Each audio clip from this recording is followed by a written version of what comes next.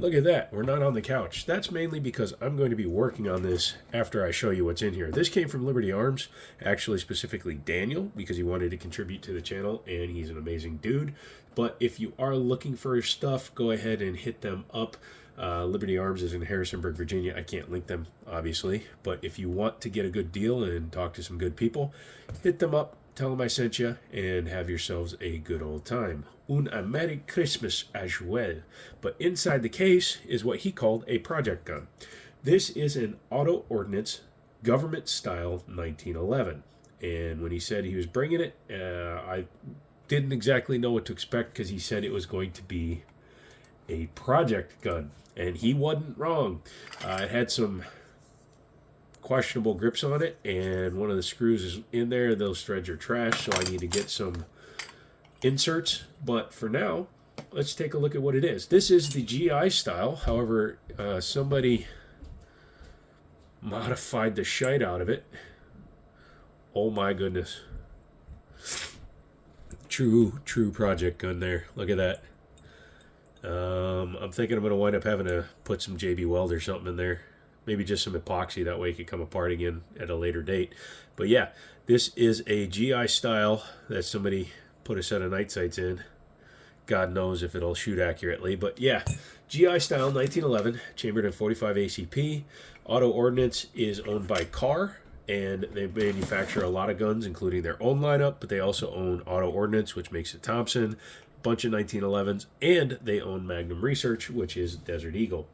So yeah, this ought to be interesting. Make sure to check out that one. Hopefully you guys checked out the video where I went over the PSA rock. Get that out of here. And I'm going to talk about it while I clean it a little bit, because this is an interesting firearm. It's definitely not the norm. I'm going to be using some gun scrubber. So yeah, if you are interested in this kind of stuff, make sure you get subscribed. That way you can see when and however I do things. Now, I'm not going to be modifying it on camera because you're not allowed to do that, but I can do a little bit of a deep clean to it. It is a Series 80 style, and if you give me a second, I'll show you exactly what that means. So, a Series 80 style is a 1911 with a firing pin block that coincides with the inside of the slide.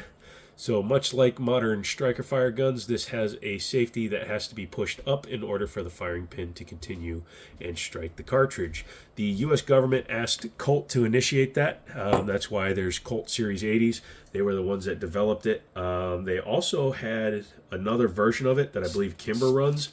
And you'll also notice that I always say Series 80 style, because obviously Kimber does their own, Colt does their own. And when they did their own and patented it, you can't call it that same thing anymore. So, yeah, boo-hoo, boo-boo-boo. Yeah. Since it's already apart, let's take a look at it backwards. Looking at the inside of the slide, man, that's rough. I'm not sure who did that, but I don't really care for the way it's put together. I don't have my Q-tips, so we're doing it the not really good way. But let's see what happens when we jam this down there. Auto Ordnance has been making guns, they've been around since the 80s, I believe. It was started by a young man who wanted to become a gun manufacturer, and he pretty much did what he set out to do. It's a little better. And he now creates guns and owns one of the biggest names in the gun industry, even though technically the gun's manufactured by Desert Eagle, outside of the Bull Armory 1911s anyways. But the standard Desert Eagle in 44 and 50, those are what the universe calls Jam-O-Matics. Oh my goodness, I have no idea what the round count is on this thing, but yeah. Other than the fact that it has the really bad sight on it and it really needs a full polish, I just wanted to reassemble it and see how it looks when it's reassembled. Doesn't look like they've screwed with this gun too much other than drilling for that front sight. Like I said, I may just put a dab of blue in there just to hold it in place too. Hold on a second.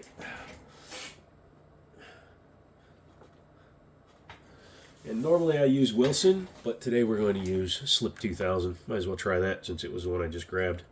Yeah, we'll pop that out. Pop that back out. I'm going to do it up through the bottom. This is not the way to do this, kids, but when a gun is a project, you do what you got to do, right? Big daub will do ya. Get back in there. Get the excess out. This is what they call doing the wrong thing for the right reason. How about that? But yeah, hopefully that glob, yep, so you see it went all the way up. Hopefully that glob will hold. But assembling a 1911 is very easy. Just make sure you don't confuse your Loctite for your lube, like some of us have done. Insert that, get that in there. It's a half-length guide rod, so you got to run that through here first. 1911s are so easy to work on. I don't know why people complain, oh, they're not as easy as a Glock. Shut up. Very few things are, and the ones that are aren't worth having. But yeah, let's go ahead and put that on there. Bring this back. Get our swinging link in the winder. Has an extended slide lock slide release, which I find interesting. We're good there. Go ahead and lock that down. It should not be that hard to do. Yeah, didn't think so.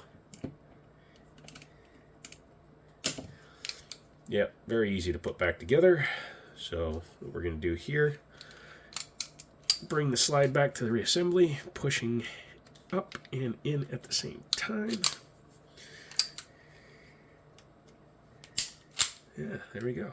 It's actually much smoother than I expected. It has an extended mag release, which I think is funny. I may actually take that off and put it on my other gun. And there you go. That is a GI style gun that somebody forced a set of night sights onto, so that's interesting. Yeah, let's take a look and try the trigger. I mean, these magazines are horrible. Definitely gonna have to change those out. Oh man, yeah. But yeah, those sights are hilarious. They put dead night sights on it. Let's go ahead and cock it and try that trigger. Let's go ahead and ghost it. Just short trigger, not a long trigger. Not bad, actually. See the reset? All the way out. I prefer a slightly shorter reset myself. Half-length guide rod does mean you can do the heat press check. Ow. That was my fault. I'm a little under the weather right now. That safety is so loose, or at least it's so easy to hit. Again, funny they put an extended. That's definitely, it looks based on the coloring like a Wilson combat unit. If I needed it on another one of my 1911s, I'd yank it off in a heartbeat. Standard hammer, standard trigger, standard beaver tail. I actually have a upswept Ed Brown beaver tail that's probably going to go on there. Now that I'm thinking about it out loud. Yep, that's definitely what's going to happen. That'll happen after the video. I have to order the new insert so that I can put the grips on it correctly. And I'm going to leave these ones on it. He had these ones on it, but I like these ones because they're a little bit more polished. I think they look really good. But yeah. It's actually really smooth. I want to take it out and shoot it. So, that's what you do when you bring me a project. We reassemble it on camera, we get gun scrubber in our stab wounds, and we have a little bit of fun. So, that's it. If you like this video, make sure to leave a comment if you have an idea on what we should do to this thing to make it a little bit funner. I'm going to leave that like that so that the blue Loctite actually dries in a position where I can use it. And yeah, that's about it. Leave me a comment, leave me a thumbs up, leave me a $1 million in a suitcase by Grand Central Station, and I will retrieve it. There we go.